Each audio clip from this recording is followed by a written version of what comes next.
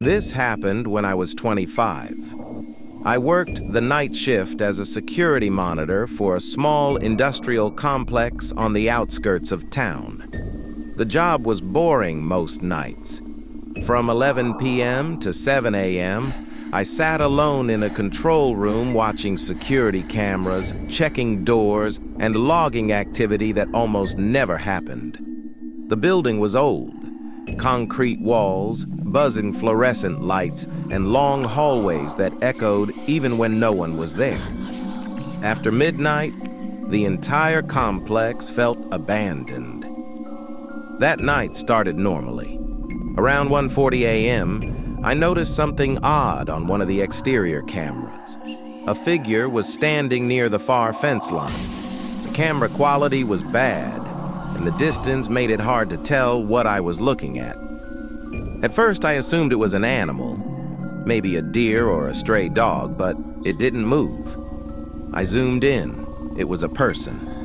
Tall, thin, just standing there, facing the building. I grabbed the radio and announced myself, following protocol. "This is security. You're on private property." No response. I watched the monitor for a full minute. The figure didn't move an inch. Then, without warning, the screen cut to static. That had never happened before. The camera feed returned a few seconds later, but the figure was gone.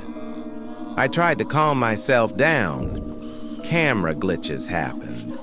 Maybe someone had been messing around and left when they realized they were being watched. I went back to my paperwork. At 2:17 a.m., I heard a sound echo through the building. Footsteps. They were slow and heavy, coming from the hallway outside the control room. I froze. No one was supposed to be inside. Every door required a key card, and I hadn't logged any entries. The footsteps stopped right outside my door. I stared at the handle. Nothing happened for several seconds. Then the radio on my desk crackled to life. Static. Then a voice. "You shouldn't be here." My stomach dropped. The voice sounded distorted, like it was being spoken through a bad speaker, but it was unmistakably human. "Who is this?" I asked, my voice shaking. There was a pause. Then the voice spoke again, quieter this time. "He's standing behind you." I spun around. The control room was empty. I jumped up, heart racing, and backed against the wall. My breathing was loud in my ears. I grabbed my flashlight and swept the room. Nothing. I looked back at the monitors. Every camera feed showed the same thing. Me, from every angle, standing alone. Except one camera. The hallway camera outside the control room showed something else. A tall figure, standing directly behind the door.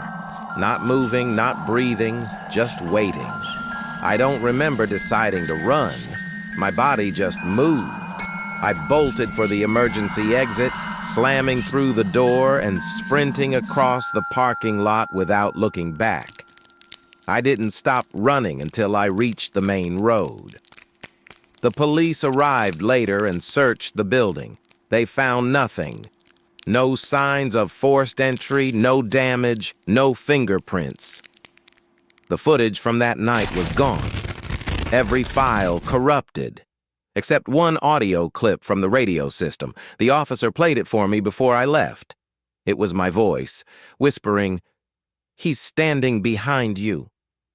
I quit the next day. To this day, I still don't work night shifts, and I never sit with my back to a door anymore.